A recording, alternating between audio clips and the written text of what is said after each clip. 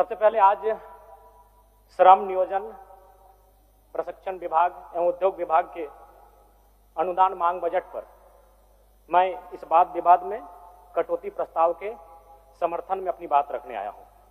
अध्यक्ष महोदय, यह विभाग काफी महत्वपूर्ण विभाग है।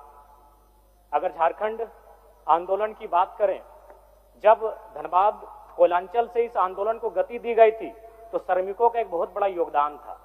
लेकिन आज अगर मैं श्रमिकों की बात करूं, श्रमिक वे होते हैं जो अदृश्य नायक की तरह इस राज्य के निर्माण में अपनी भूमिका का निर्वहन करते हैं। चाहे वो निर्माण की बात हो, सड़क पुल के निर्माण की बात हो, या बगल में हाईकोर्ट या क्रिकेट स्टेडियम के निर्माण की बात हो। लेकिन जब हम उनकी सुविधा की बात करते हैं अध्यक्ष महोदय, तो हमें लगता है हमारे राज्य के पास उनके लिए कोई तैयारी नहीं। मैं बात कर रहा हूं हमारे दिहाड़ी मजदूरों की, सब्जी और फल विक्रेताओं की, और उन हजारों टेम्पो चालकों की जो बिना किसी छुट्टी या सामाजिक सुरक्षा के झारखंड की अर्थव्यवस्था का चक्का घुमा रहे हैं। वर्तमान की स्थिति क्या है माननीयवर? वर्तमान में राज्य के श्रम कानूनों में इन ओपन मजदूरों के लिए कोई स्पष्ट और प्रभावी ढांचा मौजूद नहीं है। एक निर्माण श्रमिक या रेहड़ी पटरी वाला व्यक्ति जब सुबह घर से निकलता है तो उसे यह नहीं पता होता है कि आज काम मिलेगा या नहीं मिलेगा, और यदि काम मिल भी जाए तो दुर्घटना की स्थिति में उसके पास ना तो बीमा है, ना इलाज के लिए ESI की सुविधा है, और ना ही बुढ़ापे के लिए PF का सहारा है। अतः मैं सरकार को स्पष्ट सुझाव देना चाहूंगा कि इन श्रमिकों को व्यवस्था के दायरे में लाने के लिए यूनिक वर्कर आईडी प्रणाली लागू की जाए।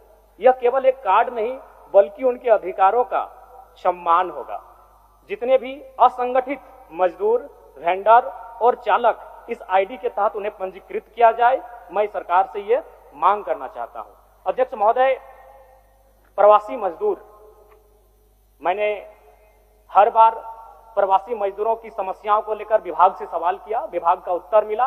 हालांकि प्रवासी मजदूरों की दुर्घटना पर मंत्री महोदय का कोऑपरेट रहता है, उसके लिए मैं उन्हें बधाई दूंगा। लेकिन मंत्री महोदय, आपके पास डेटा बिल्कुल गलत रहता है। जो भी विभाग आपको डेटा देता है आपको स्पष्ट जानकारी नहीं देता है। क्योंकि आप कोरोना काल के आंकड़ों को निकालिए, जिसमें माननीय मुख्यमंत्री श्री हेमंत सोरेन जी के नेतृत्व में लगभग 12 लाख प्रवासी मजदूरों को हम लोगों ने झारखंड सकुशल वापस लेकर आए थे। तो सवाल ये बनता है कि जब हम 12 लाख मजदूर वापस लेकर आए तो हमारे पास डेटा में मात्र 2 लाख उपलब्ध कैसे है? इतनी बड़ी असमानता कैसे? इतना बड़ा तालमेल का गड़बड़ी कैसे हो सकता है? अनुमानित 12 लाख हम लेकर आए थे, और अगर मान लिया जाए तो हमें लगता है 16 लाख से ज्यादा प्रवासी मजदूर इस राज्य से बाहर दूसरे राज्यों में और दूसरे देशों में रहते हैं। तो इसलिए अध्यक्ष महोदय, मैं माननीय मंत्री महोदय